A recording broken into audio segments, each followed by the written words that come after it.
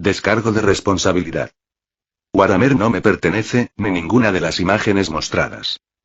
Al terminar la batalla con las pequeñas hordas de demonios de Korne, Guilliman volvió a sus labores en la administración comenzando la reconquista de la galaxia, haciendo uso de la flota de la que ahora disponía, que eran toda la flota de miles de naves estacionada en Terra, y la flota de defensa de Marte. Con la movilidad otorgada por los nuevos métodos de navegación y sus servidores IA, las flotas estacionadas ya no eran necesarias.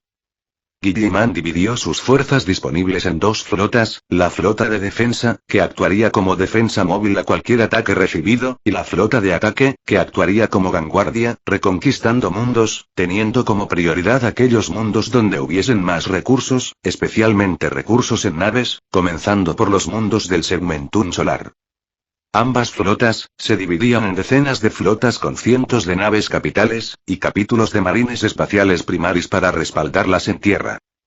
Guilliman tampoco se mantuvo inactivo, y mientras los mundos con mayores recursos eran reconquistados o devueltos a la administración del imperio, después del breve período de silencio causado por la apertura de la cicatriz Maledictum, él también estaba trabajando moviendo a la Tipona Ultramar, para añadir la flota de Ultramar a la cruzada Indomitus. Luego de esto, Guilliman comenzó a visitar los mundos donde ya hubiese llegado la flota y pacificado todo, para mejorar las naves rescatadas, firmar documentos oficiales, purgar herejes y llenos dañinos como los genes de Aler, entregar cristales psíquicos, y en general, darles nuevas esperanzas a los mundos recuperados con su propia presencia. Guilliman apenas pasaba unas 3 horas máximo en cada mundo, pero este tiempo no era ocupado en la mejora de naves que era automática, y el tiempo de mejora máxima para cualquier flota estacionada, que a lo sumo era de una docena máximo de naves capitales, era de un par de minutos.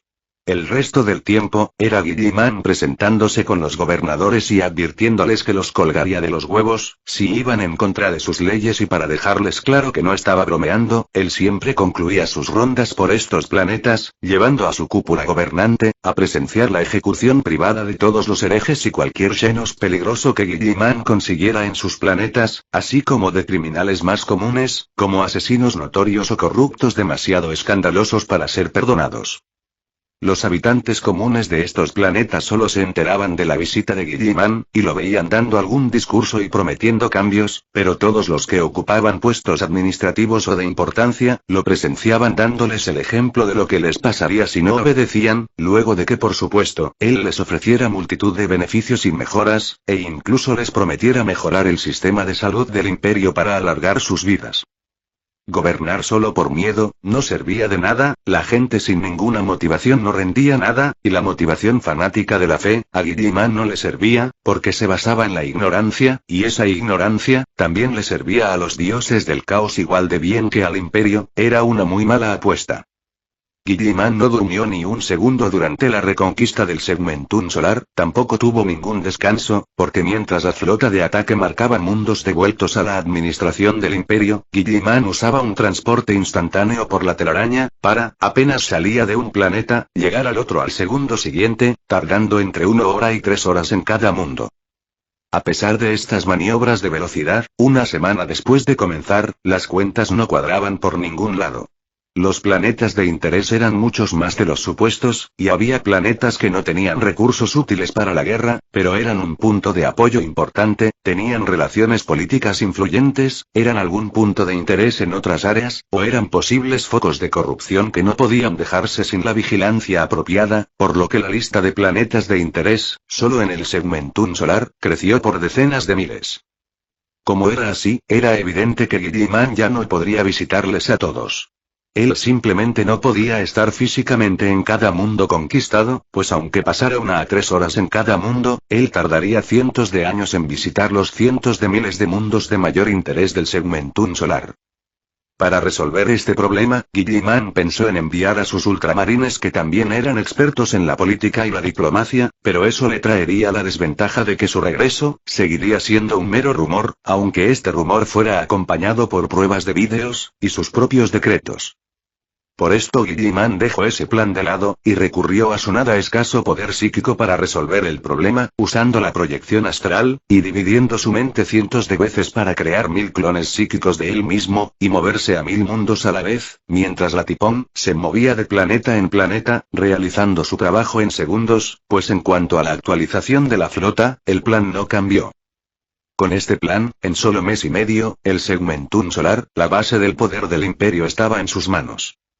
La flota había actuado, primero, mandando flotas de decenas de naves a reconquistar los mundos más importantes que estaban bajo ataque, o que tenían alguna guerra civil entre manos. Cuando estos mundos fueron pacificados, la flota aumentaba sus números con las fuerzas locales, y seguía avanzando, dividiéndose según fuera necesario, pues la mayoría de mundos, que no eran mundos fortalezas, solo necesitaban la fuerza de un acorazado o un crucero, para ser pacificados. A veces bastaba con una comunicación enviada al planeta por el Administratum, para que todos levantaran las manos y se rindieran de forma incondicional. El imperio no era conocido por ser un gobierno misericordioso, de hecho, todos los gobernantes conocían el castigo de Exterminatus, que no era para nada común, y apenas era una leyenda, pero allí estaba, y nadie quería pasar a la historia de... Con esta estrategia, en solo mes y medio, el Segmentum Solar estaba bajo control, y sus mundos comunicados, y unidos al control central del Administratum, bajo servidores IA, que agilizarían cualquier trámite en segundos, dejando a los humanos para lo que en verdad debían estar allí, que era tomar decisiones ejecutivas, sobre la aprobación de proyectos o la aplicación de la ley. Cualquier llamada de socorro sería respondida en segundos y los refuerzos llegarían en horas. Con el trono dorado reparado, y el Astronomicon brillando con intensidad en media galaxia, las comunicaciones psíquicas mejoradas, y el uso de cristales psíquicos, además del empleo de los marines primaris, todos los puntos de resistencia habían sido purgados. Como medida final, Belisarius, después del ataque a Terra, y en su nave ARC mejorada y reequipada por Guilliman, metió a los marines primaris en sus bodegas y fijó rumbo a todos los mundos de marines espaciales, para reabastecerles con marines primaris y actualizar a sus marines estándar a primaris, dándoles la nueva tecnología de actualización y producción, además de entregarles los cristales Ori para sus bibliotecarios, y los servidores IA, para sustituir a los servidores comunes. Eso les uniría al nuevo Administratum sin ningún retraso. En Marte, el Mechanicus ya había preparado todo y comenzado la producción de motores actualizados. También habían mandado Pce a otros mundos forjas en las naves que iban terminando. Y Guilliman ya preparaba todo para iniciar la reconquista del Segmentum Tempestus, cuando sintió una enorme perturbación psíquica, que competía con la cicatriz Maledictum, pero que estaba provocando un silencio psíquico absoluto en el Segmentum Pacificus, específicamente en los sectores Asmodiox y Morpeum, donde las balizas psíquicas del Imperio se apagaron una tras otra. Estos fenómenos pasaron desapercibidos por el Administratum, que les clasificó como nuevas tormentas disformes de las muchas que se abrían día a día por todos lados, pero Guilliman, que ya era el psíquico más poderoso de la galaxia, solo por debajo del emperador de la humanidad, podía sentir la disformidad haciendo desastres en toda la galaxia, y también podía sentir que esta vez, la disformidad no tenía nada que ver, porque este no era un alboroto disforme que ahogaba todo en ruido, era todo lo contrario, un silencio absoluto que se tragaba todo por donde pasaba y que se iba extendiendo. Por esto, al leer los informes y debido a su propia percepción psíquica, Guilliman sonrió sentado en su trono de su nave insignia, mientras que 1000 de sus clones psíquicos finalizaban sus tareas en el Segmentum Solar. Guilliman ya tenía a su nave matadioses full equipada, y este evento, para él solo significaba que ya era hora de obtener la biotecnología tiranida, que era el último paso para asegurar el dominio de la galaxia.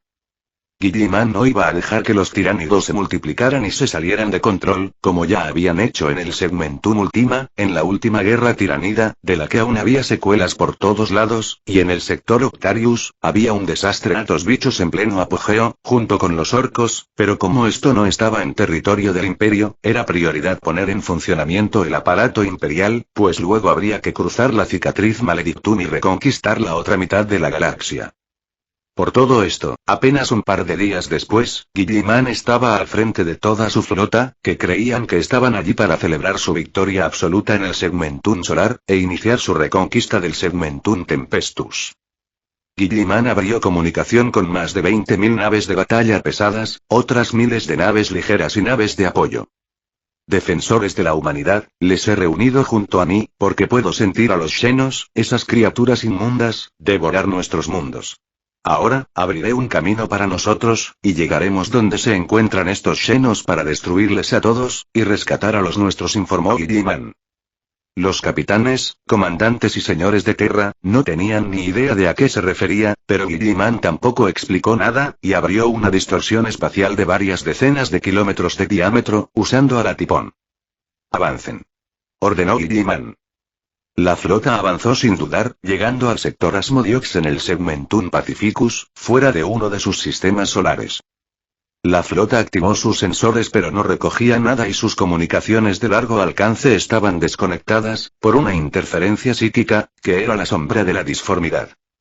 Sin embargo, lo que en circunstancias normales, sería una catástrofe para los psíquicos que viajaban en la flota, en estas circunstancias, que seguían desconectados de la disformidad a la fuerza, solo era una curiosidad para ellos, pues todos ellos usaban cristales Ori, y ya estaban desconectados de la disformidad desde hacía mucho tiempo. Guilliman, que tenía sensores subespaciales y ya estaba rastreando todo el sistema, recibió informes de su objetivo junto a sus hijos. Los sensores captaban millones de naves en el sistema, y ya estaban atacando a uno de sus mundos. Los tiránidos no perdían el tiempo, y a pesar de la rapidez con que Guilliman llegó allí, ellos ya estaban avanzando, a pesar de que su flota aún no terminaba de agruparse, los tiránidos no tenían ninguna competencia real en el espacio profundo, nadie tenía números para enfrentarles allí, y ellos actuaban de forma despreocupada. Con flotas que tenían millones de naves, y que se extendían por el espacio cubriendo el espacio de continentes enteros, los tiránidos estaban a sus anchas. Por el emperador. Padre, nunca se vio una flota tiranida con tales números. Exclamó Sicarius, viendo los reportes en su estación de mando secundaria. Guilliman solo asintió, haciendo cálculos. Aunque tenía sus dudas, pues esta gente decía lo mismo cada vez que veían una flota tiranida. Por su lado, la flota principal, que era la flota de ataque, donde estaba la Tipón, tenía 10.000 naves capitales. La flota de defensa, que no contaban con la Tipón, tenía otras 10.000 naves capitales. Si toda su flota se reuniera, serían poco más de 20.000 naves entre acorazados y destructores, sin contar a las naves ligeras y de suministros. Si esas fuerzas se enfrentaran a esta flota tiranida, no solo no ganarían, sino que las pérdidas serían desastrosas. Guilliman sonrió. Ordena a la flota mantener su posición y transmíteles esta información: atacaremos con fuerza, nuestro objetivo primario son las naves acorazadas de la flota tiranida, ni una sola nave debe escapar, ordenó Guilliman. Transmitan esta orden a la flota, y graba todo para luego transmitir nuestra victoria a la Santa Terra. Los tiránidos están atacando por debajo del eje galáctico, en una formación de pinzas, desplegando una de sus flotas en el sector Asmodiox, donde estamos ahora, y el sector Morpheum, a donde iremos luego de obtener la victoria en este lugar. Ahora nos disponemos a borrar su flota más cercana, mientras un explorador obtiene información sobre la otra flota, declaró, transmitiendo el mensaje a su flota. Los capitanes, comandantes y almirantes guardaron silencio, pero un minuto después llegaron miles de mensajes urgentes, rogándole que no atacara la flota tiranida, y que esperara refuerzos. En un año podían reunir una flota para enfrentarse a ellos. Respondan que estamos partiendo ahora, grabaremos toda la batalla mientras esta ocurre, ordenó Guilliman y abrió otra distorsión espacial, para encontrarse con la flota tiranida que invadía el sistema. Abran comunicaciones, ordenó Guilliman, y miles de pequeñas pantallas aparecieron enfrente de él. Yo, Guilliman, regente del Imperio de la Humanidad, les ordeno a todos, avancen en mi nombre y en el de mi padre, el Emperador de la Humanidad, obtendremos la victoria sobre estos Xenos, ordenó Guilliman, sin dejar un camino de retirada, pues la Tipón ya avanzaba, y era evidente que el que se quedara atrás y desobedeciera su orden directa, perdería la cabeza. Al salir de la distorsión espacial, las comunicaciones seguían llegándole, implorándole que al menos él retrocediera. Guilliman los ignoró a todos, mientras toda su flota de más de 20.000 naves, adoptaba una posición de batalla, con la Tipón en el centro. Este no era un enfrentamiento contra una fuerza pequeña, sino contra millones de naves, y la Tipón emplearía toda su potencia de fuego. Guilliman hizo que la flota adoptara una línea de batalla en filas, con los acorazados al frente, para resistir el fuego inicial, los cruceros detrás, para entrar en batalla al momento, y las fragatas en la retaguardia, pues solo entrarían en combate si la flota tiranida llegaba hasta ellos. La flota tiranida, que tenía unos sensores espaciales muy malos, solo se dieron de cuenta de su presencia, cuando ya estaban entrando en la zona de batalla, lo que les dejó muy poco tiempo para organizarse, y cuando estaban a distancia de tiro, a algunas decenas de miles de kilómetros, sus acorazados aún luchaban por adoptar una formación de combate. Fuego a discreción. Ordenó Guilliman a sus hijos, que controlaban los sistemas de armas de la nave. Los cañones de plasma pesados fueron dirigidos al frente, y disparados al unísono. Un cañón disforme fue alineado con la flota tiranida y también fue disparado, pero los que hicieron más alboroto, fueron los 20 cañones de partículas, que dispararon tubos de luz azul relampagueante, rodeando una corriente de partículas, que borraba de la realidad todo lo que tocaba, y hacía estallar todo lo demás. En el caso de las naves tiránidas, quedaban carbonizadas e inservibles. La flota también disparó todo lo que tenía, y los tiránidos recibieron el primer bombardeo sin estar listos aún para responder. Solo en el primer asalto, más de 10.000 naves tiránidas pesadas fueron destruidas, 3/3 partes de estas, por obra de la Tipón, que no dejó de disparar, y en su segunda oleada, destruyó otras 5.000 naves, concentrándose solo en las naves más grandes y pesadas de la desordenada flota tiranida, que en total caos, embistió su flota, tratando de concentrar el fuego en la Tipón, antes de que diezmara a su flota, pero toda nave pesada que entraba en formación para hacerle frente, era derribada, y los intentos de retirada para reagruparse no servían, pues su flota estaba encima de ellos. La flota tiranida, ante su abrumadora potencia de fuego, envió a las naves pequeñas y rápidas por delante, creando un escudo con incontables naves utilitarias y lo que era equivalente a fragatas, pero el cañón disforme disparó, traspasando su supuesto escudo como si no existiera, e impactando en las grandes naves acorazadas que se agrupaban detrás. Los cañones de partículas fueron lo mismo, pero los cañones de plasma pesados, que causaban las mayores bajas, fueron efectivamente bloqueados. Guilliman buzó. «Disparen los cañones electromagnéticos», ordenó Guilliman.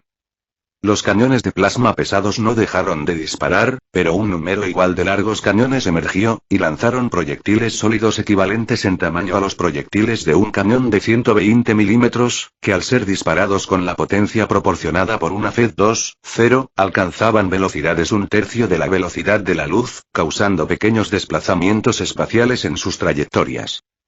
Los primeros proyectiles alcanzaron la barrera de pequeñas naves tiránidas, atravesándolas como si no estuvieran allí, e impactando contra las naves pesadas detrás, y cuando los tiránidos probaban lo aterrador que era que te dispararan, los proyectiles estallaron después de tener contacto prolongado, al atravesar sus acorazados, dejando agujeros de hasta 30 metros de diámetro en sus naves, lo cual era 10 veces peor que el impacto de un cañón de plasma pesado, y este era un daño profundo, porque el proyectil solo estallaba después de profundizar en su objetivo. Las naves tiránidas eran seres vivos, los daños internos eran cosas terribles para ellas. Después de usar los cañones electromagnéticos, que eran como Vorters nivel nave espacial, las naves tiránidas no encontraron ninguna estrategia para bloquear su fuego y cuando llegaron a la mitad del camino hacia ellos, ya habían perdido un cuarto de su flota, sin que la suya perdiera una sola nave, porque su escudo de carne también les impedía dispararles. Era evidente que cuando les alcanzaran perderían la mitad de sus naves, pero los tiránidos estaban muy equivocados si creían que él iba a seguirles el juego, pues su flota, no era igual que las desordenadas flotas imperiales, y sus capacidades de movimiento y maniobra, estaban muy por encima de estas. Ordena a la flota retroceder a máxima velocidad, manteniendo la línea de tiro. Ordenó Guilliman. Sus hijos enviaron su orden, y después lo miraron con asombro, preguntándose si ya había planeado esto desde que empezó a modificar las naves. Guilliman sonrió.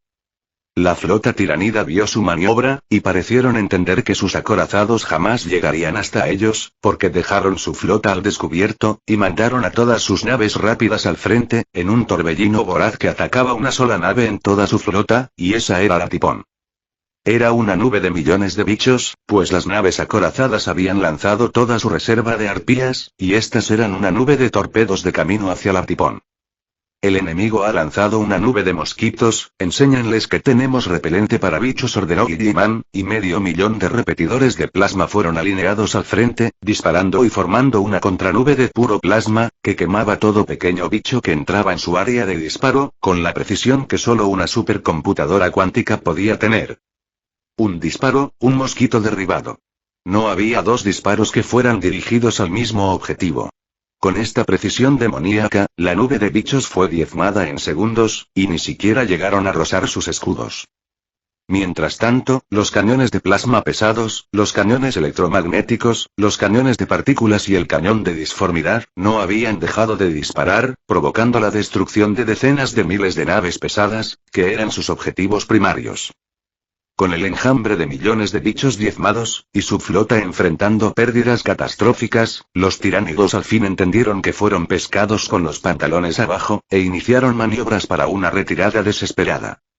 Los tiránidos no tenían ventajas contra las naves imperiales, de hecho, un acorazado imperial sin mejoras, podía derribar muchas naves capitales tiránidas, antes de ser destruido. Desde este punto de vista, el Imperio tenía ventaja en el poder de sus naves en el espacio. El problema era que esto era solo un punto de vista simple, pues mientras los tiránidos movían en flotas de millones de naves, el Imperio solo podía rapiñar algunas flotas de miles de naves, siendo superados en números de hasta 1000 a 1, por lo que para el Imperio, enfrentar una flota tiranida de frente, era igual a buscar su propia destrucción. La estrategia del Imperio contra los tiránidos, eran peleas en el barro, dejando que los tiránidos bajaran a los planetas para luchar en tierra, pero esta estrategia, significaba que los tiránidos podían ir a donde se les pegara la gana, barriendo todo a su paso.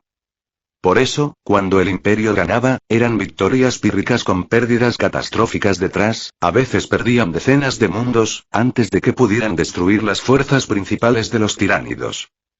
Si esto seguía así, salvando un mundo y perdiendo 20, era evidente quién se impondría al final. Pero ahora, Guilliman tenía el poder de hacerles frente en el espacio, él no iba a dejar que destruyeran sus planetas, y luego aumentaran sus fuerzas con ello, mientras él se debilitaba hasta el amargo final. La flota enemiga se está dispersando en 20 fragmentos y está retrocediendo, informó uno de sus hijos genéticos. Parece que les hemos asustado. Enséñanles también nuestros cañones láser pesados, y persigan a la flota principal de la madre del enjambre. Envíen la mitad de nuestra flota al planeta atacado, no sigan a los otros fragmentos, ellos solo pueden moverse por el espacio normal dentro de un sistema, les tomará días salir, y nosotros podemos atraparlos en cualquier momento. Este intento de escapar es su sentencia de muerte, declaró Guilliman, y sus hijos transmitieron sus órdenes, persiguiendo al grupo tiranido donde iban las naves madres del enjambre.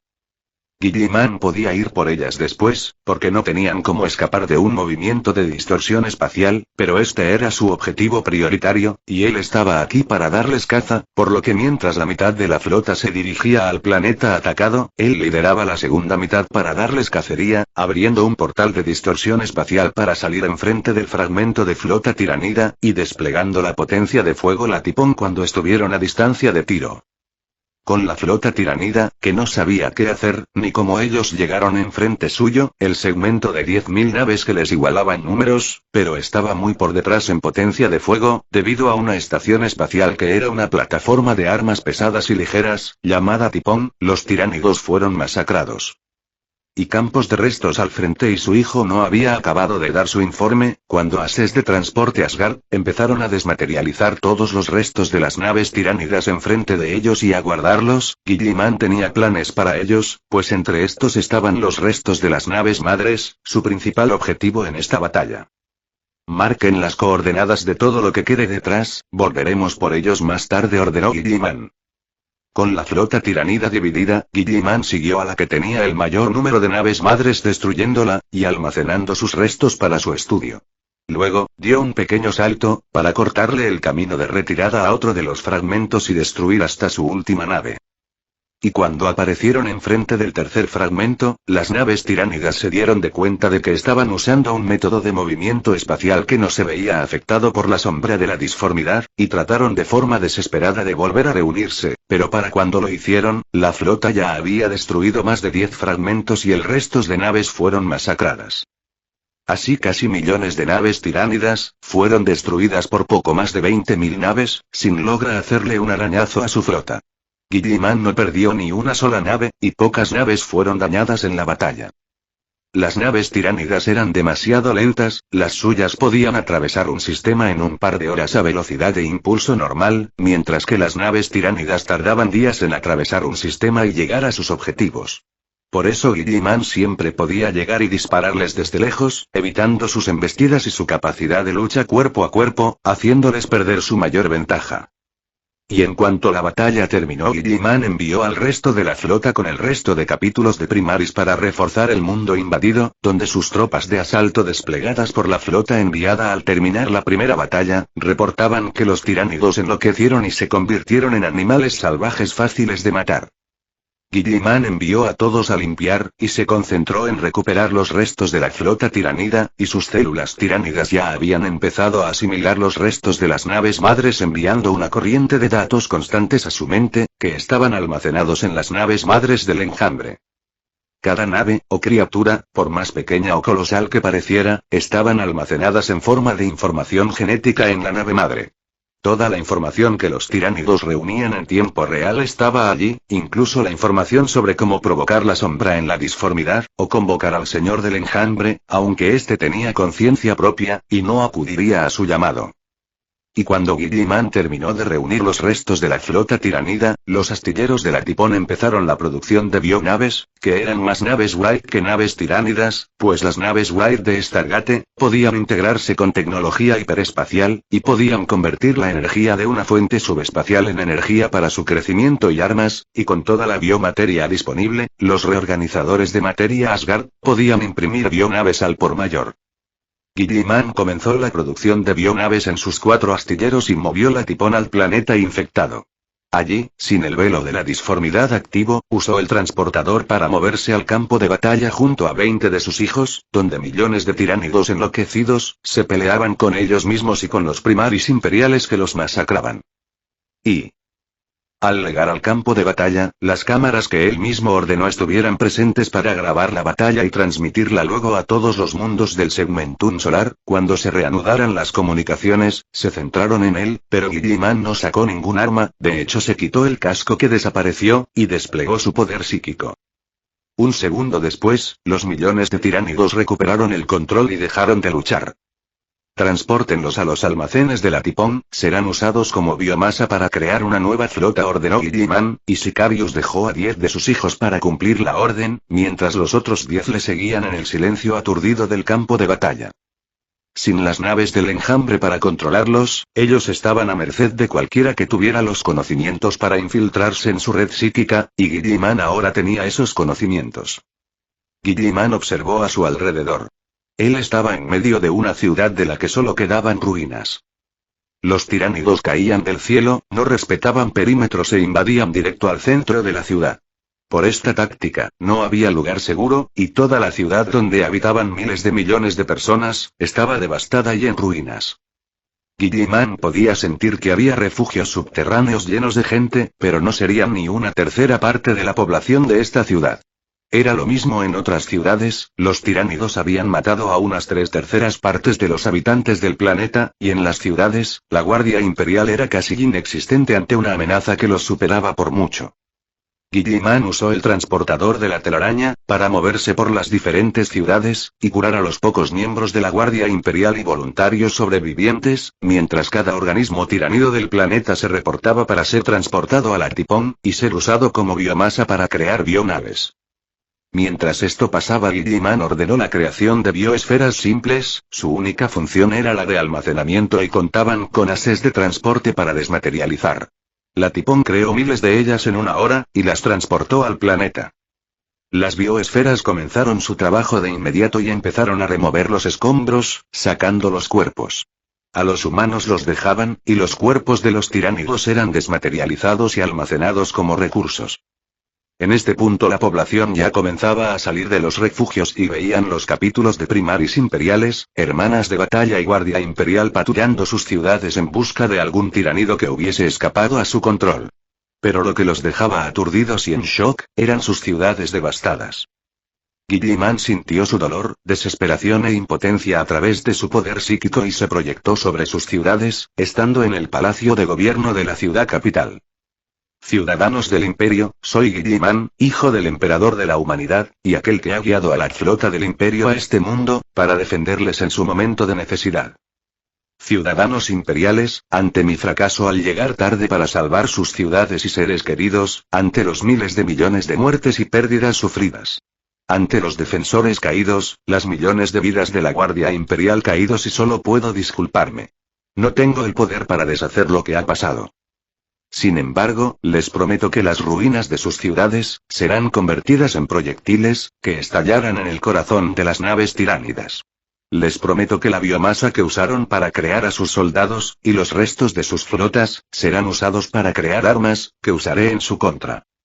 Ciudadanos imperiales. Yo les prometo una terrible venganza. Juró Guilliman, y finalizó su discurso, para volver a su nave y comenzar la producción de bionaves. Y al volver a su nave, Guilliman ordenó a la flota prepararse para partir, ordenando a la flota de defensa enviar ayuda al planeta.